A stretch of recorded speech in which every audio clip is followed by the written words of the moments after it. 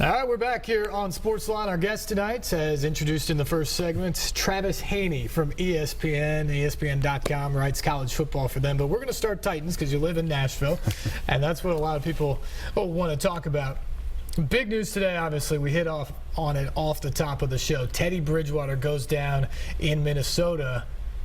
I mean, to me, this is landscape changing. One, for the Titans schedule off the top, but two, in the NFC North. That was a playoff team a year ago. Yeah, I caught everybody off guard this afternoon. I was traveling around running errands, and you got a feeling very quickly that this was a serious injury, a very serious injury. So you've got people out there saying right now that he's fortunate it isn't a career-threatening injury. I think you just chalk up the 2016 season and hope that he's better by next fall. But clearly, if you're a Titans fan, this changes your outlook for the opener altogether. The Vikings are probably looking at Sean Hill, journeyman, a veteran who's been everywhere, or Joel Stave, a young guy who college coaches told me had the yips a couple of years ago at Wisconsin. So the options there are not good. And if you start to look maybe around at the free agent market, it's potentially Colin Kaepernick, someone like that, it becomes potentially available. Josh McCown, you start thinking about some of those veteran guys that have played for a lot of teams, but clearly no Teddy Bridgewater among them. The Vikings still have Adrian Peterson, obviously, and they're going to focus a lot on that running game. But when you looked at this team, this is obviously a squad that won the NFC North last year. They were a missed Blair Walsh Project field goal away from advancing in the playoffs and beating the Seahawks. And you thought, okay, Teddy Bridgewater comes back. He's now a guy with some serious experience at the quarterback position in the NFL. The Vikings can take the next step. Now with those guys that you mentioned, I don't think that they're probably poised to do that. And for the Titans, now all of a sudden you go from playing a team that was a division winner a year ago to start off the season to facing a team without their quarterback. And then you've got some other winnable games right there in September. So an opportunity perhaps for the Titans to get off to a good start. Yeah, and you think about the preseason, the way it's played out. Defensively, maybe some of the main question marks for the Titans. Tackling particularly has been a huge issue. So you start to stack up the offenses that they're going to see in the first month or two of the season. You got, I believe, the Jags, the Texans, the Browns. I mean, some winnable games, as you said, but offenses that I don't think are going to test them relative to maybe the top half of the league in terms of quarterbacks and offenses. The Vikings actually presented themselves as maybe one of the tougher tests of the first half of the season. Now a lot different. Right. Lions in week 2 in Detroit, which obviously will be a battle on the road, but you don't have Calvin Johnson up there anymore. No. The weapons aren't there necessarily for Matthew Stafford from what we've seen in the past.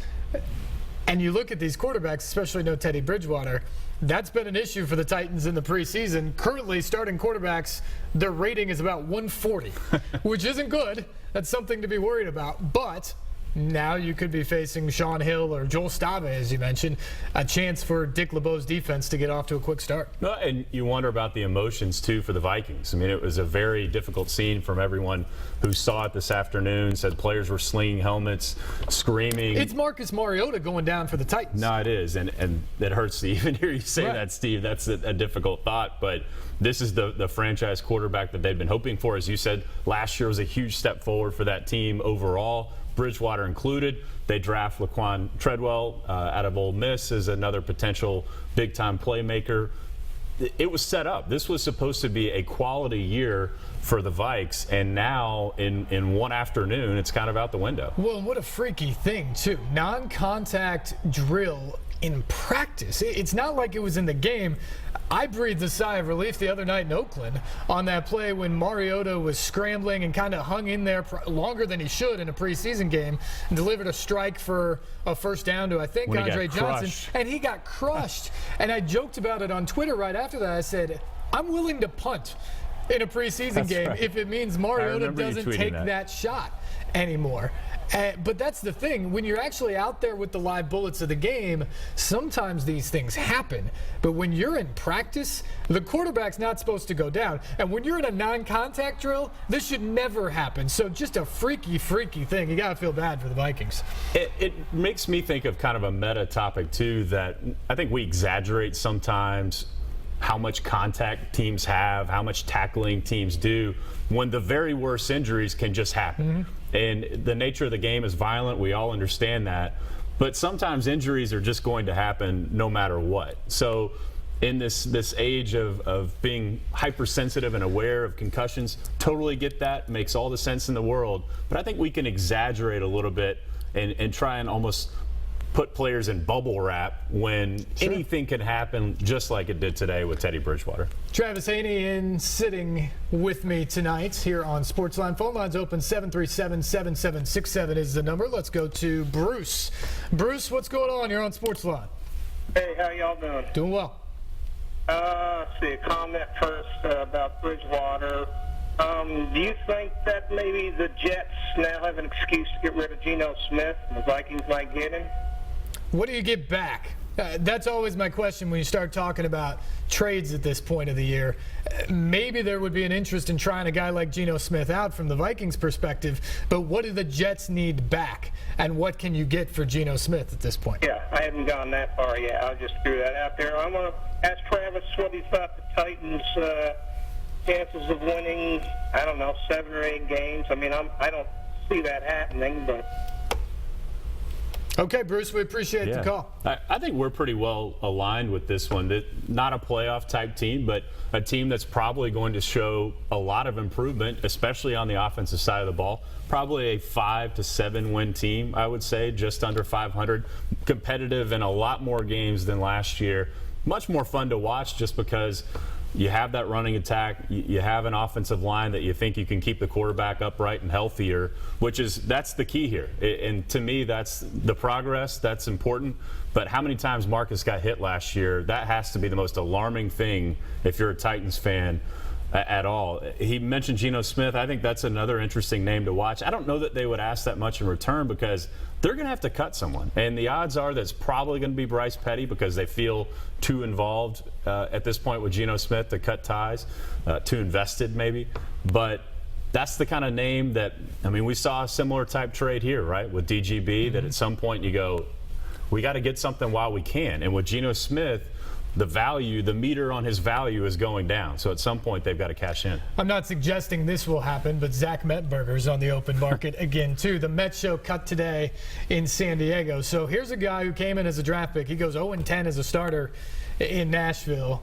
He gets a second chance with the guy who drafted him, Ken Whisenhunt. Yeah. To me, that is the greatest indictment of Mettenberger right now, is the fact that the guy who drafted him and kind of stuck out his neck for Zach Mettenberger, Ken Whisenhunt, gave him a second shot, and then before he even gets out of his first preseason with the Chargers, he's benched essentially the last couple games and now cut before the final preseason game at the 75-man cut.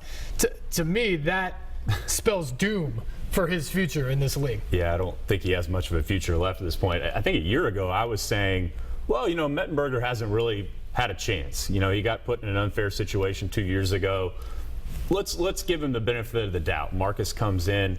But after seeing him some last year and just the way he carried himself and the way the season ended, that wasn't fair either. That was difficult too, but I think you saw enough out of him to know he wasn't the guy. San Diego obviously feels the same way. Mettenberger plays into an analogy that I want to make for you about why I think the Titans are better. And it goes back to Bruce's question about how much better this Titans team can be. To me, the greatest testament to the job that John Robinson has done as general manager and the fact that this Titans team is better than what we've seen the past couple of years is the fact that they've cut guys who've been impact players for them in the past couple of years. The greatest statement of the increased talent on this roster is the guys they've cut from the roster in the past few days. Rapati Patoa, Bleedy Ray Wilson were both starters for this team, Travis, in the past couple of years. Deontrez Mount was a draft pick just last year. David Cobb, who was one of the two guys cut today to get down to the 75-man deadline this afternoon, he started at tailback in Week 17 last year and ran for 73 yards. He had one of the better rushing days of the year for the Titans last year in Week 17. He's not even good enough to be around for final cuts on this team. To me, that speaks volumes of the job John Robinson did to, as he said right from day one, I want to build the most competitive 90-man roster we can. We're going to push competition, and we'll figure out the team from there. To me, mission accomplished. And to me, the other thing I think of on the other side is how bad it must have been and was under the Webster Wiz years. Yeah. And how sorry I am, Titans fans, that I didn't live here, but you did, and you had to watch that. And I'm sorry, but the good news is it is getting better. And that those players are no longer needed, will not be on the field, will not be on the roster, and that the players who are improved. And even if they're rookies, I think we've seen that at several positions. Derrick Henry is the obvious one, but I think we've seen it. Tajay Sharp on the offensive side, too. Even if you're young, it can still be an improvement over what you had previously. A lot of reasons to be excited about the new regime when it comes to the Titans. If you look at just the last 2 draft classes, a year ago, from the guys that they selected, Dorial Green-Beckham, second-round pick, left? He's traded. Deontrez Mount, David Cobb, Andy Gallick are all gone. Cut at the 75-man cutdown. That's 4 of your draft picks from last year either cut or traded before they even play a game in year 2. Meanwhile, from the draft class of just a few months ago, Jack Conklin starting at right tackle, which you better when you draft him 8th overall. Kevin Dodd, I think, will be an impact player. He hasn't been healthy enough to show it yet, but I think will be an impact player for this team. Derrick Henry's obviously going to be a huge factor in the backfield. Tajay Sharp's been the revelation of the offseason and training camp for this team with the plays he continues to make. And there's other guys that they like. They like Austin Johnson. They like Sebastian Tretola.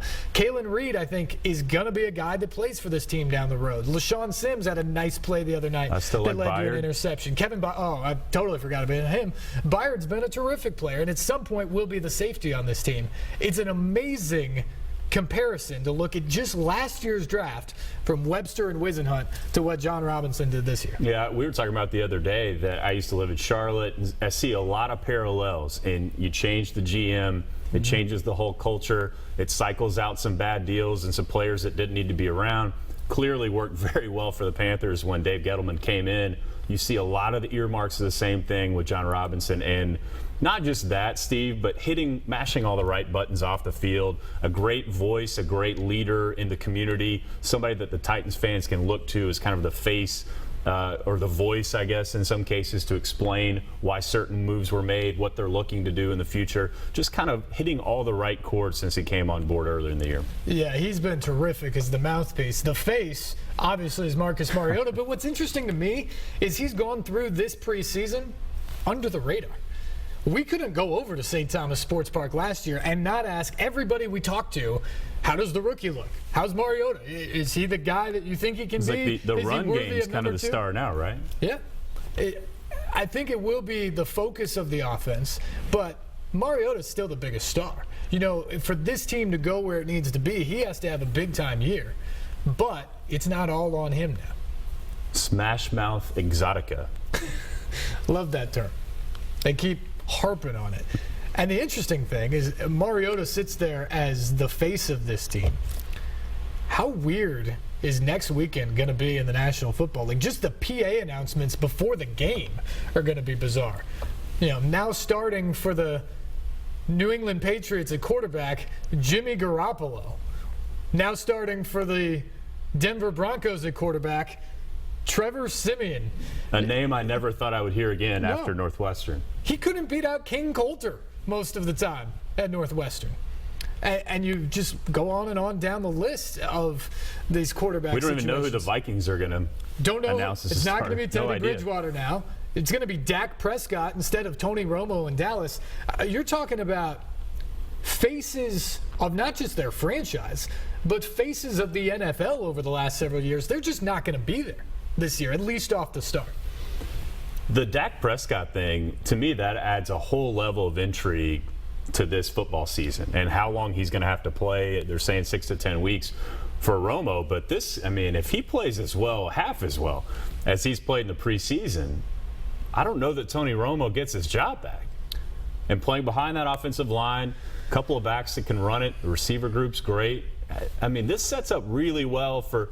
I'll back up though. When we were visiting with Dan Mullen at Mississippi State back in April, right before the draft, he said, "I hope Dak winds up in Dallas," and we talked about why that would be a good situation for him, and he thought the best reason, or the best scenario to be in Dallas was because he could sit and learn behind Tony Romo, and so now here he is, week 1, the starter.